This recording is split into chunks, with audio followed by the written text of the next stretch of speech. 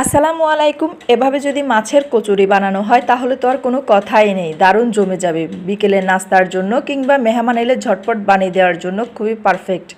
এজন্য প্রথমেই আমি 2 চামচ ময়দা নিয়েছি, সাথে দিয়েছি মিষ্টি জিরা, গোলমরিচের গুঁড়ো আর সাথে দিয়েছি লবণ আর খাবার তেল দিয়ে ভালো করে মেখে সামান্য পরিমাণ পানি দিয়ে একটি ডো তৈরি করে নিলাম। এটি 30 মিনিটের জন্য রেস্টে রেখে দিয়েছি। এদিকে আমি 2 পিস মাছ সিদ্ধ করে কাটা ছাড়িয়ে নিয়েছি। এখন একটি প্যানে তেল গরম করে পেঁয়াজ কুচি দিয়েছি, সাথে দিয়েছি রসুন কুচি, কাঁচামরিচ কুচি আর দিয়েছি লবণ আর গোটা পাঁচফোড়ন আর মশলার গুঁড়ো দিয়ে ভালো করে নেড়েচেড়ে ওই মাছটি দিয়ে এনেছি। এখন দেখতেই পাচ্ছেন এটি নেড়েচেড়ে নেওয়ার পর সুন্দর একটি পৌর তৈরি হয়ে গেল। এদিকে আমি আগে থেকে যে ডোটি তৈরি করে নিয়েছি ছোট ছোট করে লেচি বানিয়ে এখন ওই ভিতরে পুরগুলো দিয়ে এভাবে লেচি বানিয়ে নিচ্ছি। এখন সবগুলো বানানো হয়ে গেলে এক এক করে তেলে ছেড়ে দিলেই তৈরি হয়ে যাবে খুব সুস্বাদু মাছের কচুরি।